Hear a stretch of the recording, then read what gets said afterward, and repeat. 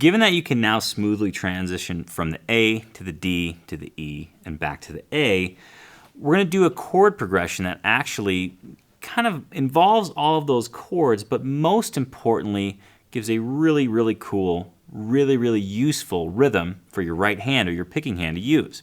First, I want you to use the A, the D, the E, and then back to the A chord progression just to kind of warm up. So what that will consist of is making the A chord and then doing a straight count, 1, 2, 3, 4, strumming on every single count, and without any hesitation and without skipping a beat, moving to the next chord, the D, next chord, the E, and then finally the A again. That first line of the tab will sound like this.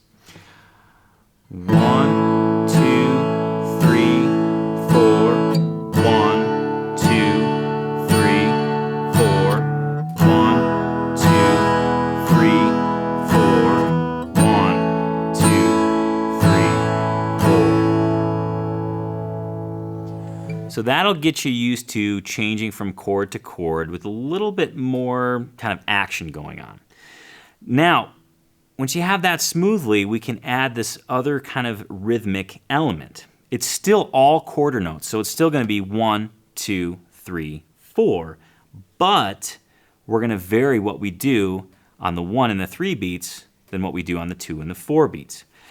I know that you've heard this rhythm before. This is kind of a classic kind of boom chick rhythm or oompa rhythm. There's a lot of different funky names for it, but ultimately it's quarter notes, and on the 1 and the 3 beat, we'll hit a single note, and on the 2 and the 4 beat, we'll do a full strum.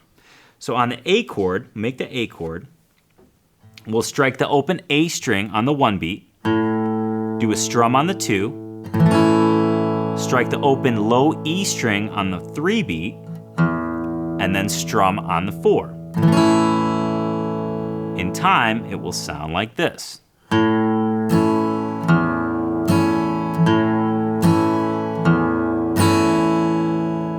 We'll do that same exact rhythm pattern over the D chord as well.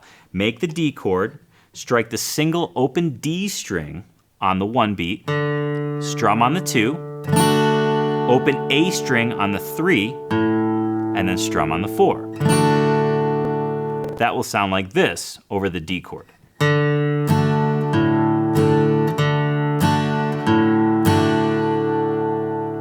And lastly, but certainly not leastly, I don't think I've ever said that before, but it sounded really, really good.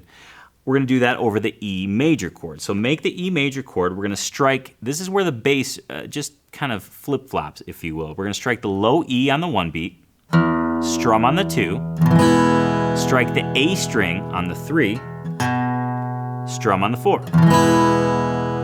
That will sound like this in time.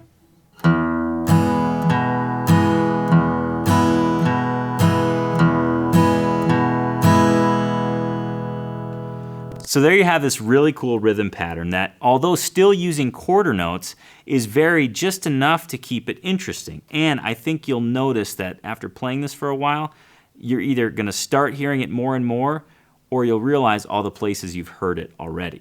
The chord progression on the next part of the tab is going to follow the 12-bar blues progression that we did the shuffle with.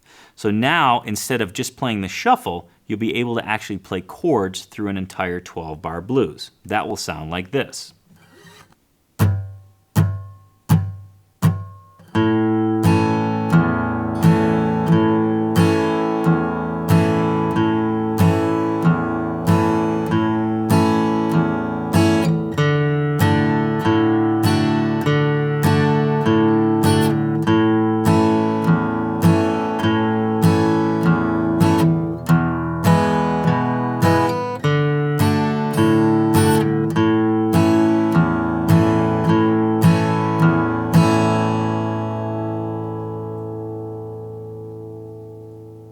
You've just watched one section of my 22-part Acoustic Guitar 101 course that takes a complete beginner from zero to playing songs. In this course, you're going to learn how to tune your guitar, read tablature, play open chords, and even play to a backing track, so that at the end, you can strum along to your favorite song, read any tablature that you encounter, as long as it's for guitar, and even play with another musician. Now this course has 22 videos, and I want to make sure that you don't miss any of them and that you do them in the right order. So I've created a 100% free downloadable PDF course guide that's going to contain descriptions for each section, links to the individual lessons, and the tabs which you're going to need for each lesson. So to get this course guide today, all you have to do is click the link in the video or the description, enter your email address, and I'll send it to you right away so that you have links to the lessons, the tabs, and a way to keep track of your progress.